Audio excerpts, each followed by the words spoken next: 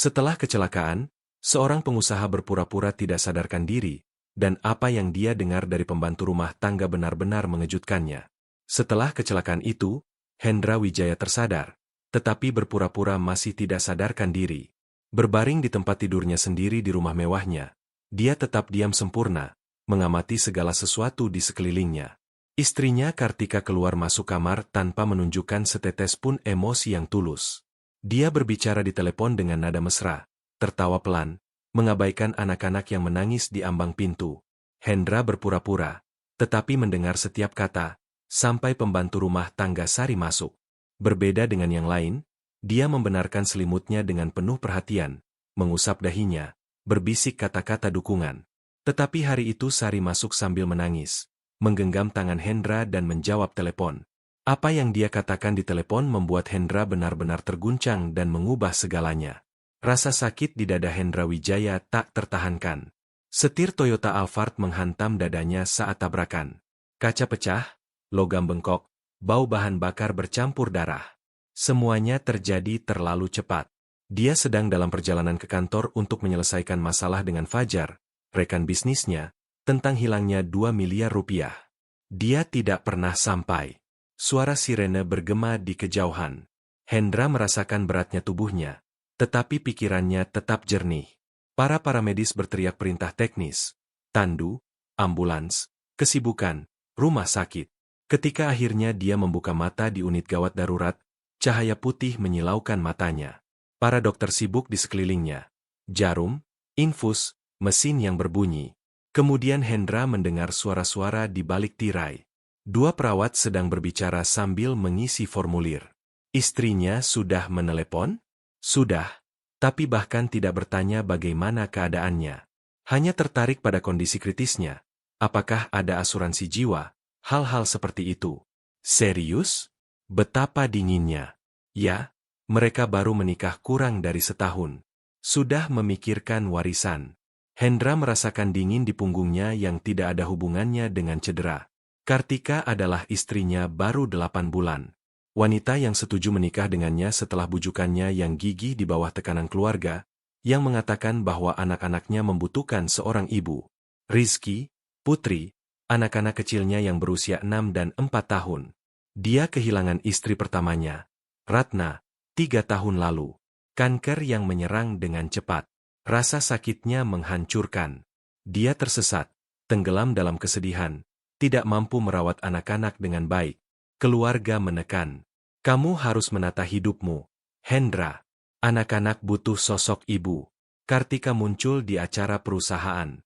Cantik, elegan, menyenangkan. Mereka mulai berkencan. Dia menunjukkan minat yang tulus, atau setidaknya Hendra mengira begitu. 8 bulan kemudian, pernikahan sederhana.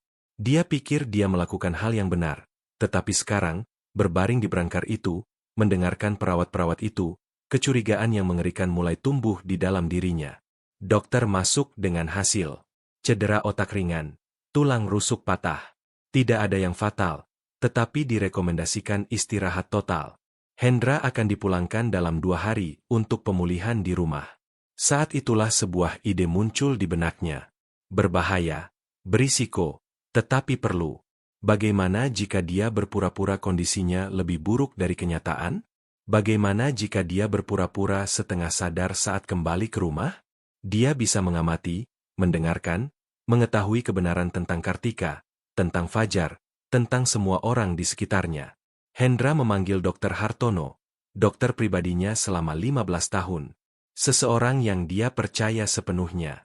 Dokter, saya butuh bantuan. Bantuan yang akan terdengar gila. Dia menjelaskan rencananya. Dr. Hartono ragu, tetapi Hendra bersikeras dan menawarkan uang yang besar untuk menjamin kerahasiaan staf medis. Semua orang akan mengatakan bahwa Hendra dalam kondisi kritis, sadar tetapi lemah, tidak mampu berkomunikasi dengan normal. 2 hari kemudian Hendra kembali ke rumah. Rumah mewah di Jakarta tampak sama, tetapi dia melihat semuanya dengan mata yang berbeda. Ambulans pribadi berhenti di pintu masuk. Petugas medis membawanya ke kamar di lantai 2. Kartika di ruang tamu dengan telepon, bahkan tidak bangkit untuk menyambutnya. Hendra dibaringkan di tempat tidur besar, Tirai tertutup, keheningan berat. Dia tetap tidak bergerak, dengan mata setengah tertutup, mengendalikan setiap otot wajahnya. Sekarang tinggal menunggu, mengamati, dan mencari tahu siapa yang benar-benar peduli padanya. Kebenaran siap untuk terungkap, dan itu akan kejam. Hendra tetap tidak bergerak. Tempat tidur itu nyaman, tetapi setiap napas yang terkontrol membutuhkan konsentrasi penuh. Dia harus terlihat lemah, tidak hadir, hampir dalam keadaan vegetatif. Mata setengah tertutup menangkap gerakan kabur. Telinganya dalam kesiagaan maksimal. Kartika memasuki kamar untuk pertama kalinya sejak kedatangannya. Hak sepatunya berdetak di lantai kayu dengan ritme terburu-buru. Tidak ada kata manis, tidak ada sentuhan lembut. Dia hanya berhenti di kaki tempat tidur, mengamati Hendra selama beberapa detik dan menghela napas tidak sabar. Ponselnya berdering. Kartika menjawab segera, membelakangi suaminya. "Halo, sayang." Suaranya terdengar berbeda, lembut, intim, dipenuhi kelembutan yang Hendra tidak pernah dengar ditujukan kepadanya.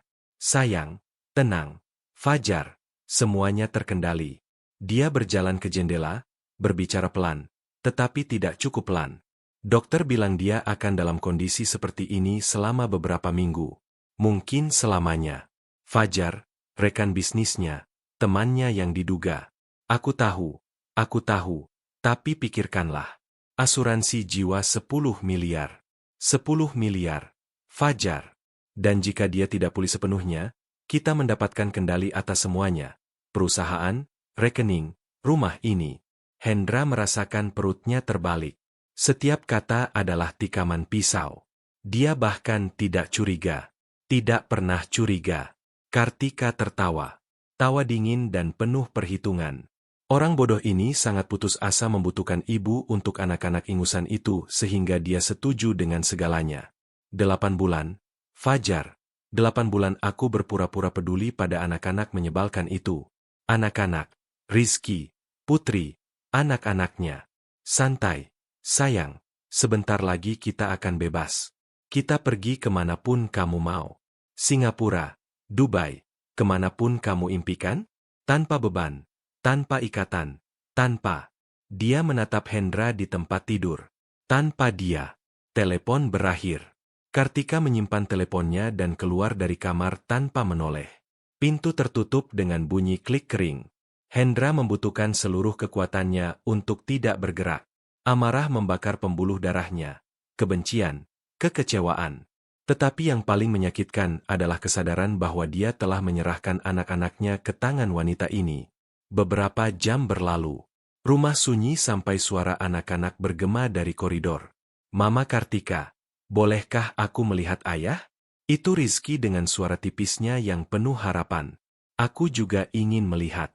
Putri menambahkan dengan air mata. "Tidak, dia sedang tidur." Suara Kartika tajam dan kesal. "Tapi kami hanya ingin menciumnya." "Aku bilang tidak. Kalian tidak mengerti bahasa Indonesia? Pergi main ke kamar kalian dan jangan ganggu aku." Hendra mendengar langkah-langkah kecil menjauh. Isakan tertahan. Anak-anaknya menderita, dan dia tidak bisa berbuat apa-apa. Belum. Malam tiba. Tidak ada lagi yang masuk ke kamar. Hendra tetap sendirian dengan pikiran-pikiran beracunnya. Kartika dan Fajar merencanakan, menunggu, mungkin berharap dia tidak akan pernah benar-benar sadar. Tetapi kemudian, ketika matahari terbenam di cakrawala, pintu terbuka lagi. Kali ini suaranya berbeda. Langkah-langkah ringan dan hati-hati. Seseorang masuk, membawa sesuatu. Itu Sari, pembantu rumah tangga.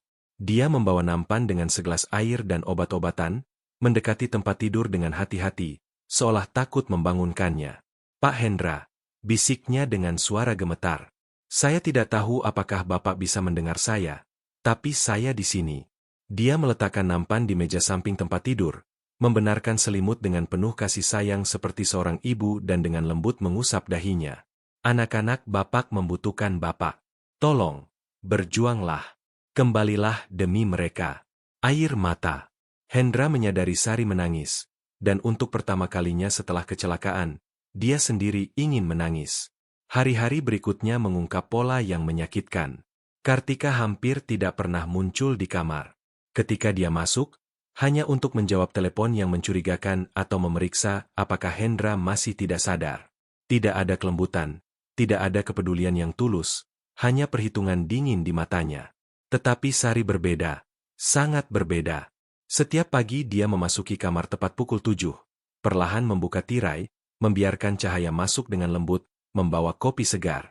Bahkan mengetahui bahwa Hendra tidak bisa minum sendiri, dia membersihkan kamar dengan hati-hati, tanpa suara, menghormati ruangan itu seolah-olah suci. "Selamat pagi, Pak Hendra." Dia selalu berbicara dengan suara manis. "Hari ini langit indah sekali. Bapak pasti suka melihatnya."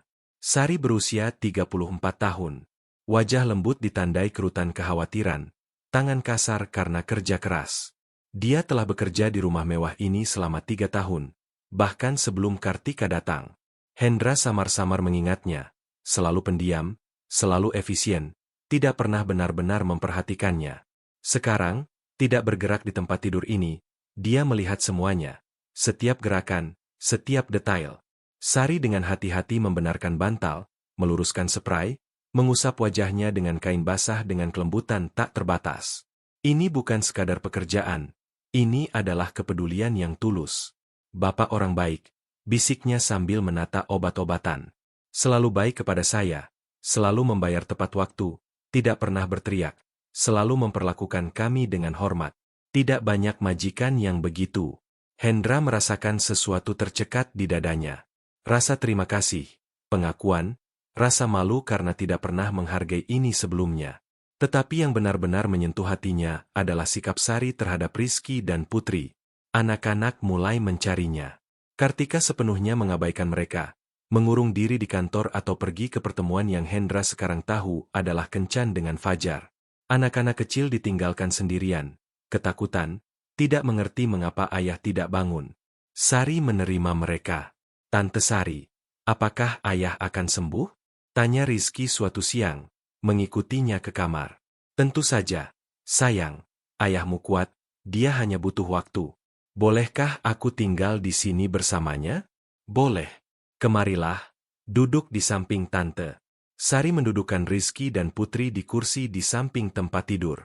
Anak-anak menatap ayah mereka dengan mata lebar dan ketakutan. "Bicaralah padanya." Sari menyemangati. "Bahkan ketika dia tidur, dia mendengar kalian. Cinta kalian membantunya." "Halo, ayah," Rizky memulai dengan malu-malu. "Aku dapat nilai bagus di matematika. Bu guru bilang ayah pasti bangga." "Aku menggambar ayah."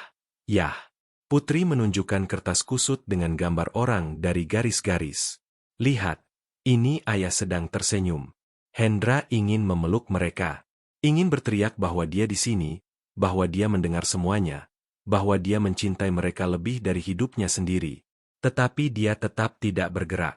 Air mata membakar di balik kelopak mata yang tertutup. Sari menghapus air mata dari wajahnya sendiri, mengamati anak-anak. "Biarkan ayah istirahat," katanya dengan lembut.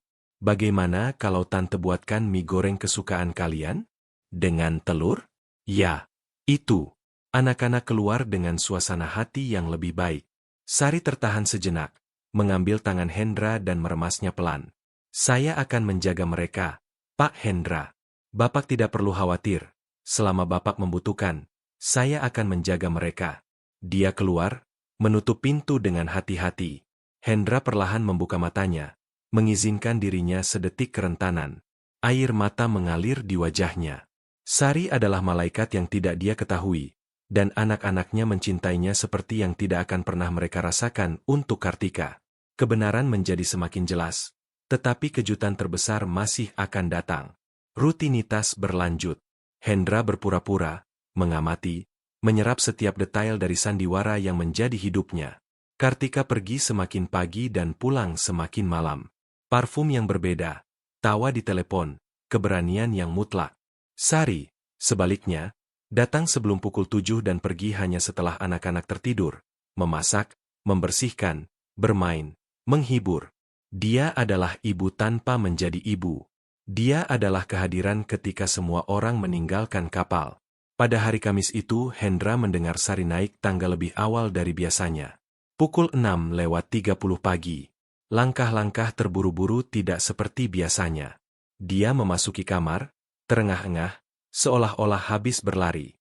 "Maaf, Pak Hendra," bisiknya, meskipun tahu dia seharusnya tidak bisa mendengar.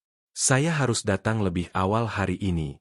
Harus menyelesaikan sesuatu yang penting." Dia mulai membersihkan kamar dengan cepat. Gugup, tangannya gemetar saat melipat selimut. Menjatuhkan botol obat.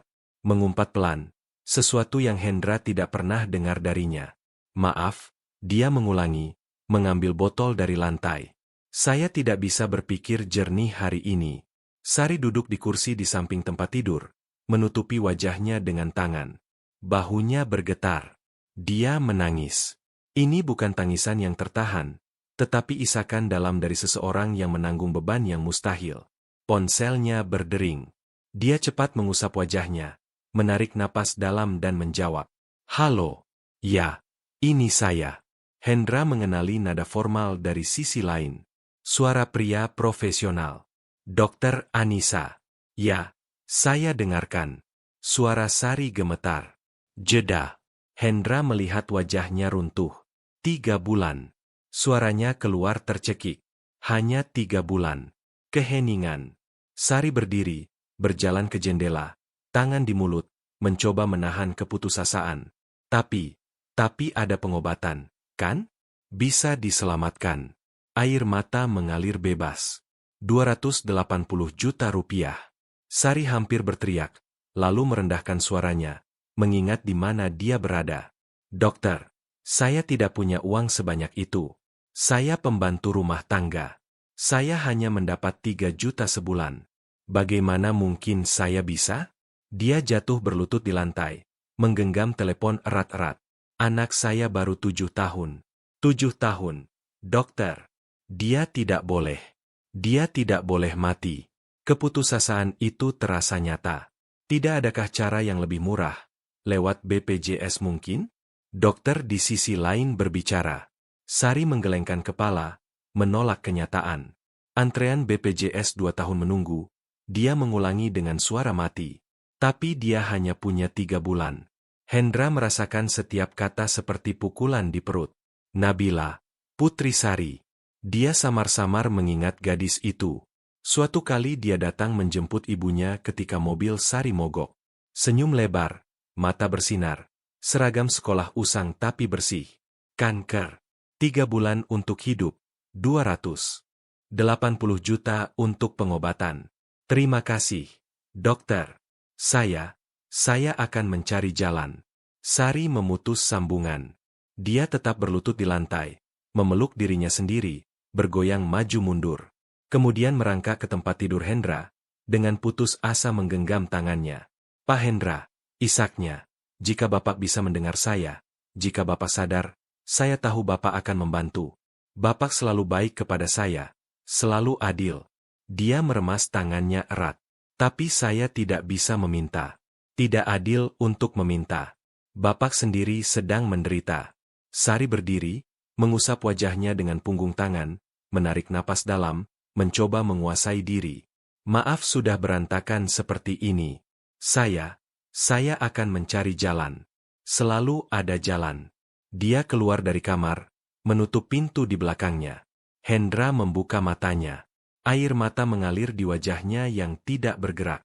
Sementara Kartika merencanakan untuk mencuri miliaran, Sari memohon untuk remah-remah untuk menyelamatkan putrinya sendiri. Pada saat itu Hendra Wijaya tahu persis apa yang harus dilakukan. Hendra tidak bisa menghapus adegan itu dari kepalanya. Sari berlutut, memohon di telepon untuk kesempatan menyelamatkan putrinya. 280 juta rupiah. Baginya itu jumlah yang tidak seberapa. Bagi Sari itu mustahil. Tetapi dia tidak bisa mengungkapkan tipu dayanya dulu. Tidak sebelum dia mengumpulkan semua bukti melawan Kartika dan Fajar. Harus strategis, penuh perhitungan, sabar. Hari-hari berikutnya adalah penderitaan murni. Sari datang dengan mata bengkak, berpura-pura tersenyum kepada Rizky dan Putri. Tetapi Hendra melihat rasa sakit yang tersembunyi. Dia bekerja dengan autopilot. Pikirannya jelas ada di tempat lain, menelepon rumah sakit selama istirahat makan siang, menegosiasikan tenggat waktu, memohon diskon, ditolak lagi dan lagi. Suatu siang Hendra mendengar Sari berbicara dengan seseorang di koridor. "Ibu, saya sudah menjual semua yang bisa saya jual.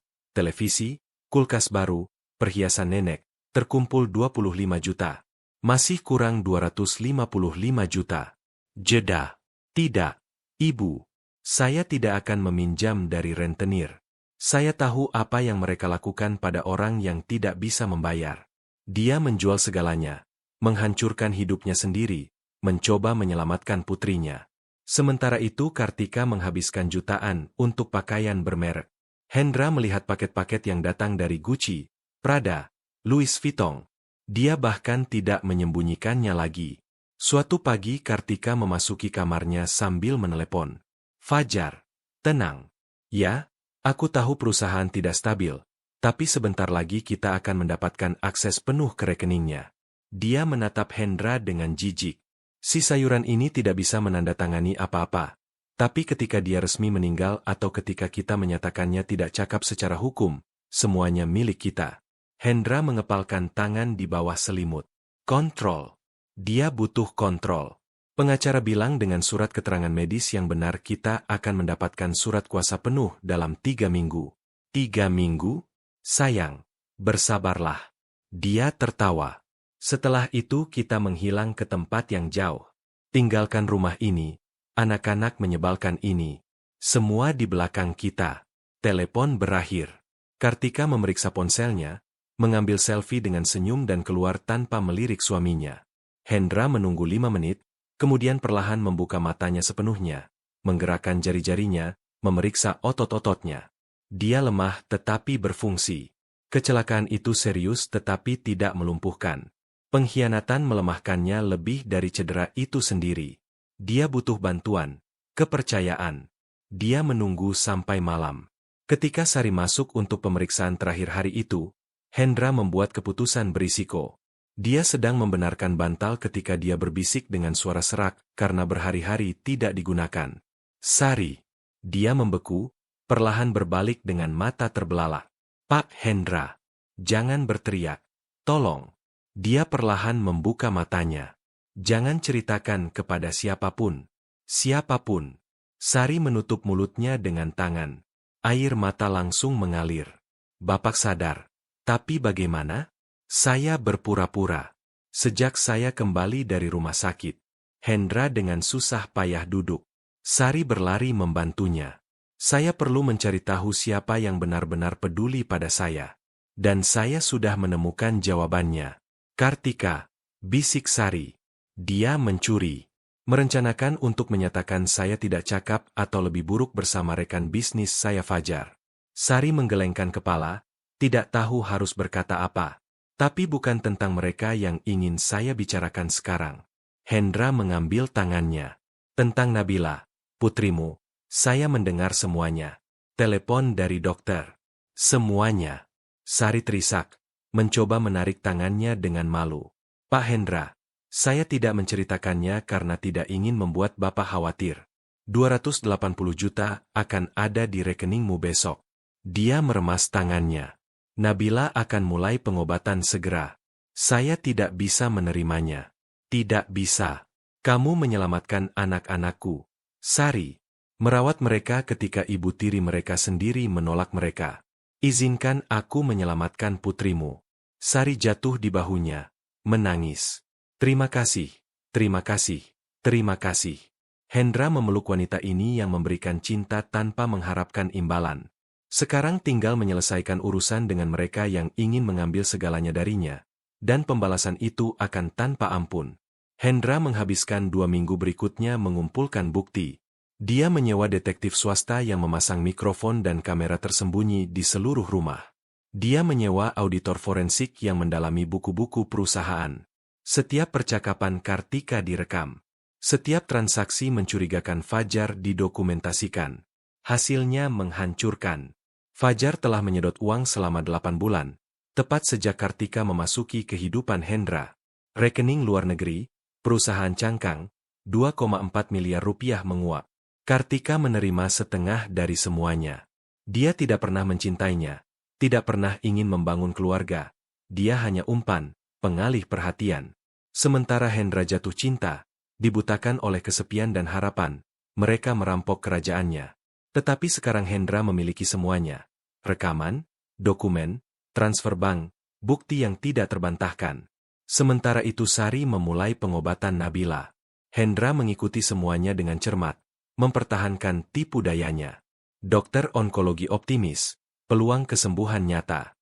Gadis itu kuat, dan dalam komunikasi ini sesuatu berubah. Sari membawa Rizky dan Putri mengunjungi Nabila di rumah sakit. Ketiga anak itu menjadi tidak terpisahkan. Nabila, meskipun dilemahkan oleh kemoterapi, tersenyum melihat teman-teman barunya. Rizky membawa gambar-gambar. Putri menyanyikan lagu-lagu konyol yang dia karang sendiri. Apakah dia akan menjadi kakakku ketika besar nanti? Tanya Putri kepada Sari suatu siang. Sari tidak bisa menjawab.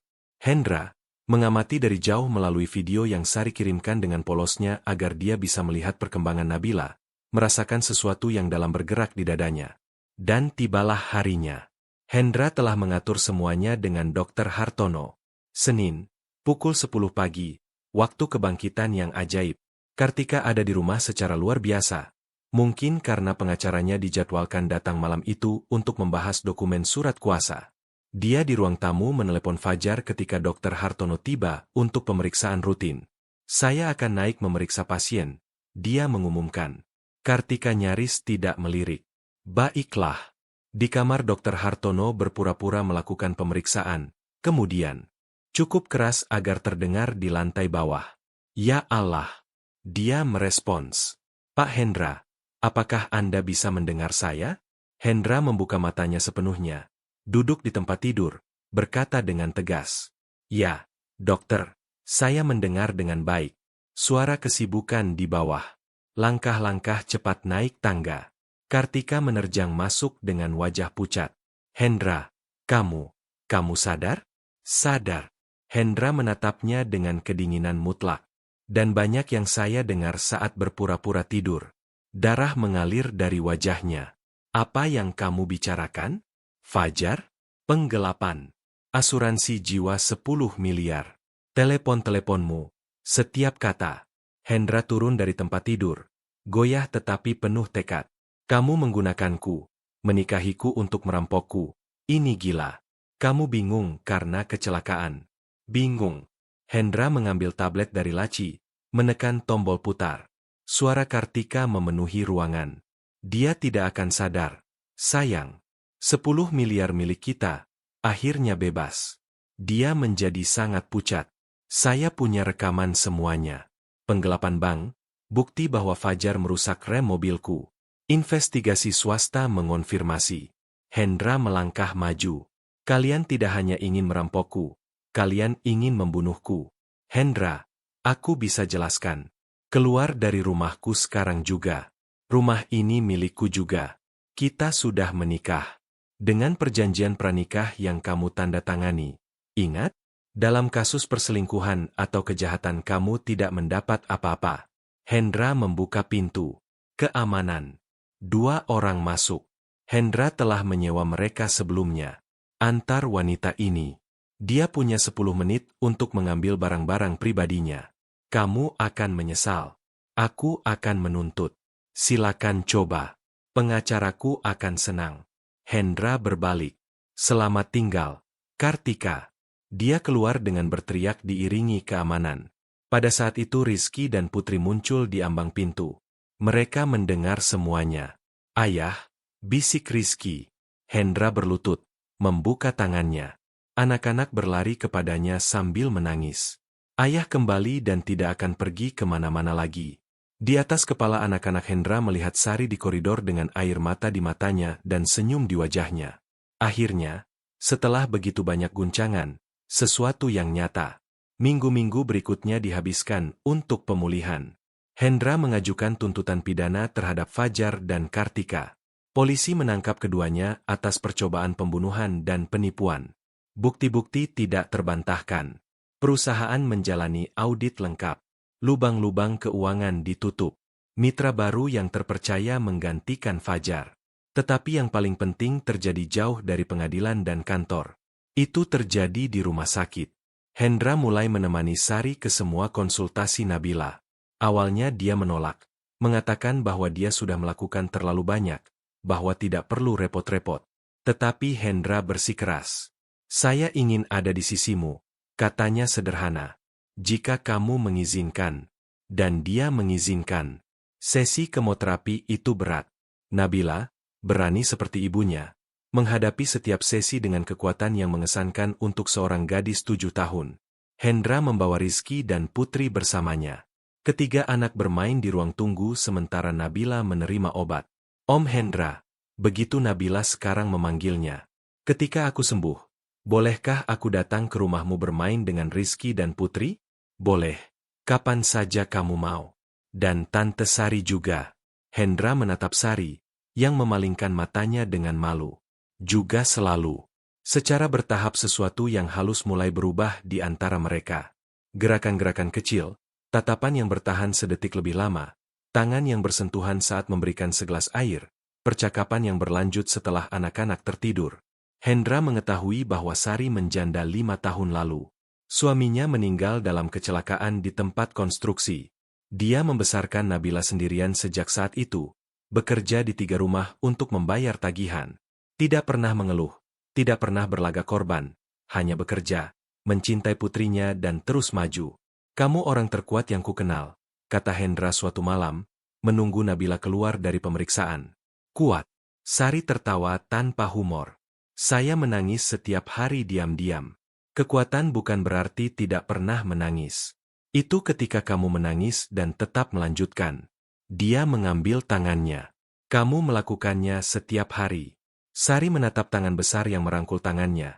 Kasar, kecil, lelah, tetapi pada saat itu terlindungi. Terima kasih, bisiknya. Untuk semuanya. Untuk Nabila. Untuk saya.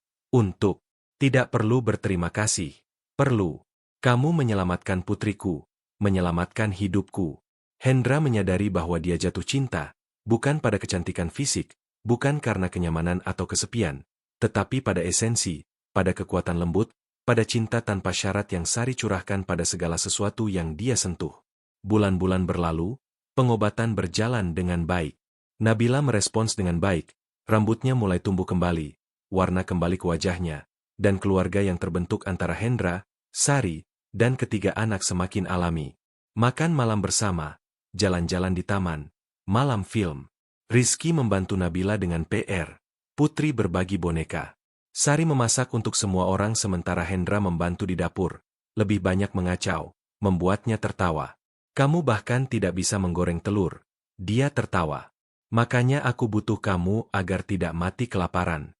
Senyumnya sedikit memudar. Hendra, saya masih pembantumu. Ini semua tidak benar. Kalau begitu jangan jadi pembantuku lagi.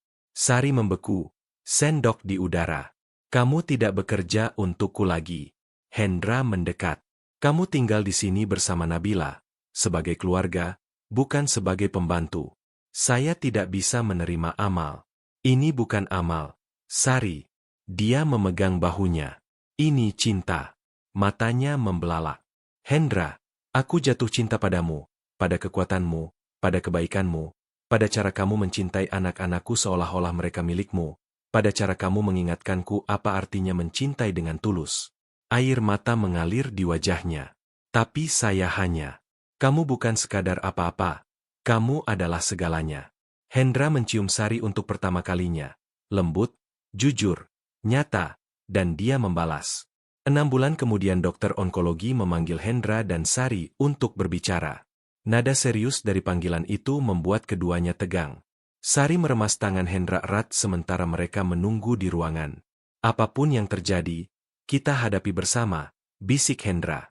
Pintu terbuka. Dokter Anissa masuk dengan map di tangan. Wajahnya tertutup, duduk, membuka hasil analisis, mempelajarinya dalam diam. Jantung Sari berdetak tidak teratur. Kemudian dokter tersenyum. Remisi lengkap. Sari menutup mulutnya dengan tangan. Apa? Nabila sembuh. Kanker sepenuhnya teratasi. Tentu saja, akan diperlukan pemantauan selama 5 tahun ke depan, tetapi semua indikator sempurna. Putrimu menang. Sari menangis tersedu-sedu. Hendra memeluknya erat. Air mata juga mengalir darinya. Perjuangan telah berakhir. Nabila akan hidup, tumbuh. Dia akan memiliki masa depan. Alhamdulillah. Sari mengulang-ulang di sela isak tangisnya. Alhamdulillah. Ketika mereka memberitahu Nabila, gadis itu melompat dari kursinya dan memeluk ibunya dengan kekuatan yang mengesankan untuk seseorang yang begitu lemah beberapa bulan lalu. Aku bisa sekolah lagi, Ibu, dan bermain dengan Rizky dan Putri setiap hari. Bisa, sayang, bisa. Semuanya. Hendra mengamati adegan ini, hatinya penuh sesak. Ini adalah keluarganya sekarang. Bukan karena darah atau kertas yang ditandatangani, karena pilihan, karena cinta. Malam itu, setelah ketiga anak tertidur, Hendra mengundang Sari ke taman. Dia menyiapkan sesuatu yang istimewa. Lampu-lampu yang digantung di pohon-pohon, meja kecil dengan lilin. Tidak ada yang mewah, hanya intim. Apa ini? Tanya Sari dengan takjub. Perayaan kesembuhan Nabila dan kita. Mereka makan malam, berbicara tentang segalanya dan bukan apa-apa. Rencana masa depan, kenangan masa lalu, anak-anak yang tumbuh, hidup akhirnya kembali ke jalurnya. Kemudian Hendra berdiri, menarik napas dalam, berlutut dengan satu kaki. Sari menutup wajahnya dengan tangan, sudah menangis sebelum dia berbicara. Sari, Hendra mengeluarkan kotak kecil dari sakunya. Kamu memasuki hidupku membersihkan lantaiku, tetapi sebenarnya kamu membersihkan jiwaku, mengajariku apa itu cinta sejati. Bukan cinta kenyamanan, bukan cinta kesepian, tetapi cinta yang peduli, cinta yang tinggal, cinta yang menghadapi badai tanpa meminta imbalan. Dia membuka kotak. Cincin sederhana nan elegan, tepat gayanya. Anak-anakku mencintaimu seperti ibu. Nabila menerimaku sebagai ayah. Kita sudah menjadi keluarga dalam hati, tapi aku ingin menjadikannya resmi. Hendra mengambil tangannya. Menikahlah denganku. Izinkan aku menghabiskan sisa hidupku membuktikan bahwa kamu layak mendapatkan setiap detik kebahagiaan. Sari menangis begitu deras sehingga hampir tidak bisa berbicara. Hendra, saya tidak pernah membayangkan hidup seperti ini. Bayangkan sekarang bersamaku, dengan ketiga anak kita, dengan semua yang telah kita bangun bersama. Ya, kata itu keluar tercekik. Ya, saya mau. Hendra menyematkan cincin di jarinya dan menciumnya. Di sana, di bawah lampu-lampu taman, hati-hati yang terluka oleh masa lalu akhirnya menemukan penyembuhan satu sama lain. Dari dalam rumah tiga wajah kecil menempel di jendela. Rizky, Putri, dan Nabila menonton semuanya, tersenyum. Apakah Tante Sari akan menjadi ibu kita yang sebenarnya? Tanya Putri. Dia selalu begitu, jawab Rizky, bijak melampaui 7 tahunnya. Dan apakah Om Hendra akan menjadi ayahku? Tambah Nabila. Dia juga selalu begitu. Rizky tersenyum. Anak-anak berlari ke taman, memeluk pasangan itu. Tawa, air mata, cinta murni memenuhi setiap ruang. Tetapi dalam cerita ini masih ada satu kejutan terakhir, yang tidak diharapkan siapapun. Sesuatu yang akan membuktikan bahwa akhir bahagia benar-benar ada ketika kita mengizinkannya. Dan sesuatu itu siap untuk terungkap. Pernikahan berlangsung 6 bulan kemudian dalam upacara akad nikah yang intim di taman rumah mewah. Hanya kerabat dekat dan teman-teman sejati. Tidak ada kemewahan, hanya cinta. Sari mengenakan gaun putih sederhana yang Hendra pilih sendiri. Dia bersinar. Rizky dan Nabila membawa cincin. Putri menaburkan kelopak bunga di sepanjang jalan, tersenyum lebar. Ketika penghulu bertanya apakah Hendra menerima Sari sebagai istrinya, dia menjawab dengan tegas. Saya terima untuk selamanya. Dan ketika bertanya kepada Sari, dia menatap matanya. Air mata mengalir. Saya terima dengan sepenuh hati. Ciuman itu menyegel bukan hanya pernikahan, tetapi penyatuan dua keluarga yang tak dihubungkan dengan cara yang paling luar biasa. Perayaan itu gembira dan ringan. Anak-anak berlarian di taman, teman-teman berbaur. Dr. Hartono, yang menyimpan rahasia tipuan Hendra, memberikan pidato yang menyentuh tentang kesempatan kedua. Tetapi momen paling istimewa datang ketika Hendra memanggil semua orang untuk pengumuman. Saya ingin berbagi sesuatu dengan kalian. Dia mengambil tangan Sari. Ketika saya berpura-pura tidak sadarkan diri, Saya belajar pelajaran yang tidak akan pernah saya lupakan. Saya belajar bahwa uang menarik orang-orang egois. Saya belajar bahwa cinta sejati tidak meminta. Cinta hanya memberi. Saya belajar bahwa keluarga bukan tentang darah, tetapi tentang pilihan. Dia menatap ketiga anak. Rizky, Putri, Nabila. Kalian, jiwa-jiwa terkasih.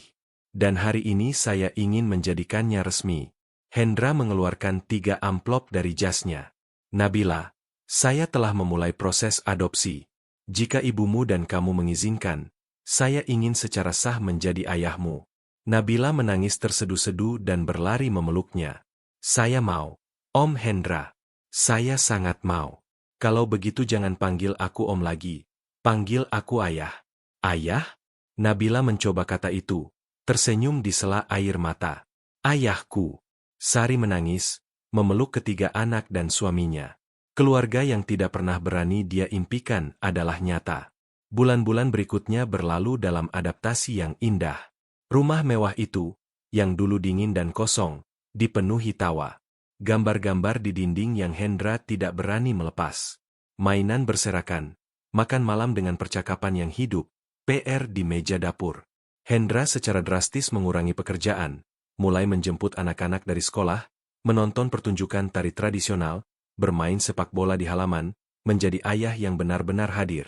Sari, yang sepanjang hidupnya melayani, sekarang dilayani.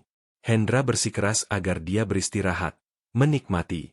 Mereka menyewa bantuan rumah tangga. Sari kembali belajar, mewujudkan impian lamanya untuk menjadi guru. Setahun setelah pernikahan seluruh keluarga berkumpul di taman untuk foto. Fotografer menyetel kamera, mengatur semua orang. Lebih dekat. Seperti itu. Tersenyum. Hendra melihat sekeliling. Sari di sampingnya, lebih cantik dari sebelumnya. Rizky, memegang tangan Nabila. Putri dalam gendongan ibunya. Bukan keluarga sempurna, ditambal-tambal, dibangun di atas reruntuhan tragedi masa lalu, tetapi itu milik mereka dan itu nyata. Bilang cinta, pinta fotografer. Cinta. Mereka semua berteriak bersama. Dan kilatan kamera mengabadikan momen sempurna itu. Malam itu, setelah anak-anak tertidur, Hendra memeluk Sari di beranda. Terima kasih, bisiknya. Untuk apa? Untuk menyelamatkanku, menyelamatkan anak-anakku, untuk mengajarkanku bahwa cinta sejati tidak berteriak, cinta hanya tinggal. Sari menyandarkan kepalanya di bahunya. Kamu yang menyelamatkanku duluan dari keputusasaan, dari kesepian. Allah mempertemukan kamu denganku atau mempertemukan aku denganmu. Mereka berdiri di sana, berpelukan, menatap bintang-bintang. Terkadang malaikat memakai seragam pembantu rumah tangga. Terkadang cinta tersembunyi di tempat yang tidak pernah kita cari. Dan terkadang berpura-pura tidak sadarkan diri mengungkapkan tepat siapa yang layak ada dalam hidup kita ketika kita terbangun. 5 tahun kemudian rumah mewah di Jakarta sudah tidak sama lagi. Dinding-dinding putih yang dingin kini dihiasi lukisan-lukisan berwarna yang dibuat anak-anak. Taman yang dulu sempurna tak tersentuh kini memiliki ayunan yang digantung di pohon dan rumah boneka yang Hendra bangun dengan tangannya sendiri. Miring tetapi penuh cinta. Rizky berusia 11 tahun, bintang tim sepak bola sekolah. Putri di usia 9 menemukan hasrat pada tari tradisional dan mengecat kuku ibunya setiap hari Minggu. Nabila 12 tahun, adalah yang paling rajin dari ketiganya, bermimpi menjadi dokter untuk menyembuhkan anak-anak lain seperti dia disembuhkan. Sari mendapatkan gelar pendidikan dan sekarang bekerja di sekolah negeri, mengajar anak-anak dari keluarga kurang mampu. Hendra mendirikan yayasan beasiswa atas nama Ratna, istri pertamanya, untuk membiayai pengobatan kanker anak-anak. Puluhan anak telah diselamatkan. Pada Sabtu pagi itu seluruh keluarga berada di dapur. Hendra mencoba membuat martabak manis, membakar setengahnya. Sari tertawa, memperbaiki kesalahannya. Ketiga anak berdebat tentang film apa yang akan ditonton malam ini. Aku mau film laga, Rizky bersikeras. Aku mau tentang Putri, Putri protes. Bagaimana kalau komedi? Nabila menyarankan. Selalu diplomat. Bel pintu berbunyi. Hendra pergi membuka masih mengenakan celemek yang ternoda tepung. Itu Dokter Hartono, sekarang teman dekat. Keluarga, membawa kue untuk kopi. Saya pikir mau mampir. Dia tersenyum. Bawa kue coklat. Om Hartono. Anak-anak berlari memeluknya. Mereka semua berkumpul di beranda. Kopi berlangsung sepanjang pagi. Percakapan tentang segalanya. Rencana liburan. Rizky ingin berkemah. Putri bermimpi ke Dufan. Nabila meminta pergi ke Bali, melihat laut. Pada satu titik Sari melihat sekeliling. Suaminya tertawa mendengar lelucon konyol Rizky. Putri menunjukkan gerakan tari kepada Dr. Hartono. Nabila membantu menyajikan kopi.